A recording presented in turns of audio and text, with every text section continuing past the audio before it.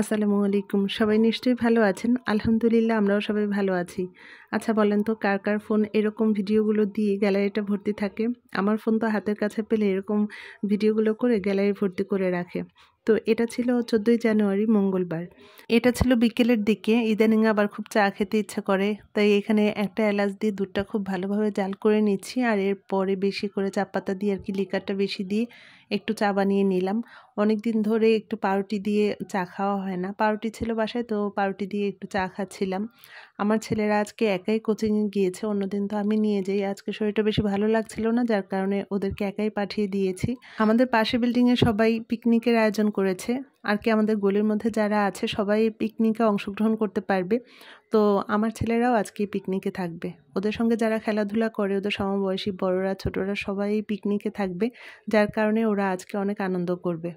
চা খাওয়ার পরে আমার ছেলেদের রুমের বিছানার উপরে বসে একটু রোদ পোহাচ্ছিলাম, তো দেখলাম যে এখান থেকে এই রুমের জানালা থেকে বাবুর্চিরা যেখানে রান্না করছে সেই অংশটা দেখা যাচ্ছিল। দূর থেকে বোঝার চেষ্টা করছিলাম যে কি কি মশলা দেয়। এত দূর থেকে তো কিছুই বোঝা যায় না, তারপরও ভালোই লাগছিল দেখতে।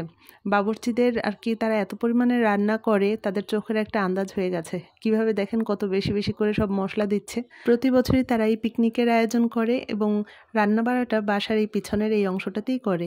আর ওই পাশে আরও একটু জায়গা আছে যেখানে বসে সবাই খাওয়া দাওয়া করে। আর কিছুক্ষণ পরে আমার ছেলেরা চলে আসবে। আজকে আর ওদের পড়াশোনা নেই, বলেছি কোচিং থেকে আসার পরে একদম রাত পর্যন্ত যতক্ষণ খুশি ওরা আজকে আনন্দ করবে।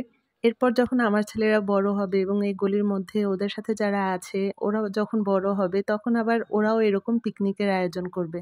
আর এখন এগুলো দেখে দেখেই তো ওরা শিখবে। এই পিকনিকের আয়োজন যারা করছে বড়রা, তারা বাচ্চাদের জন্য আসলে অনেক কষ্ট করছে। একটা পিকনিকের অনেক ধরনের আয়োজন করতে হয়। সবকিছু দেখাশোনা করে পিকনিকটা সুন্দরভাবে যেন কমপ্লিট করতে পারে, তার জন্য কিন্তু অনেক কষ্টও হয়। তো বড়রা সব এই কষ্টগুলো করছে, আর ছোটরা তো অনেক বেশি মজা করবে, আনন্দ করবে। সবাই মিলে এরকম পিকনিক করে, এটা আমার কাছে ভালোই লাগে। আর ছোটরা তো এগুলো দেখে দেখেই শিখবে, বড় হলে ওরাও এগুলোর আয়োজন করবে। অনেকক্ষণ বসে বসে তো বাবুর্চির রান্না দেখলাম, কাছে থাকলে গিয়ে জিজ্ঞেস করতাম যে কি কি মশলা দিল। ইদানিং আমি অনেক বেশি অলস হয়ে গেছি, কারণ আগের মতো এখন আর সেইভাবে ভিডিও দেওয়া হয় না। এত পরিমাণ ভিডিও জমা হয়ে আছে, সেই যে ঢাকা ঘুরতে গিয়েছিলাম সেই ভিডিওগুলো অনেক জমা হয়ে আছে।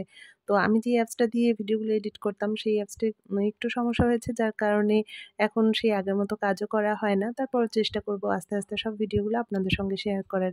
তো এটা ছিল সন্ধ্যার পরে, আমার ছেলেরা কোচিং থেকে আসার পরেই ওইখানে চলে গিয়েছে। আর বাচ্চাদের খেলার আয়োজন করা হয়েছে। সামনের এই অংশটুকু একটু লাইটিং করা হয়েছিল। তো বাচ্চাদের খেলায় হাঁড়ি ভাঙায় আমার ছেলে এই পুরস্কারটা পেয়েছে।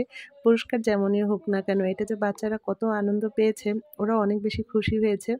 তো এরপরে রাতের বেলা একদম খাওয়া-দাওয়া করে তারপরে ওরা বাসায় এসেছে। এটা ছিল রাতের বেলা। এখানেই এই গলির এই সামনের এই অংশটুকু যেখানে লাইটিং করা হয়েছে, অল্প একটু জায়গা। তো এইখানেই বাচ্চাদের জন্য খেলার আয়োজন করা হয়েছিল, বড়দেরও খেলার আয়োজন করা হয়েছিল। আমি ব্যালকনিতে বসে একটু দেখছিলাম। 25 সালের শুরুটা ওদের এভাবেই আনন্দ দিয়ে শুরু হলো। সারাটা বছর যেন এভাবেই আনন্দে একসঙ্গে সবাই খেলাধুলা করতে পারে। তো আজকের এই ছোট্ট দিনের গল্পটা এখানেই শেষ করছি। সবাই ভালো থাকবেন। খোদা হাফেজ।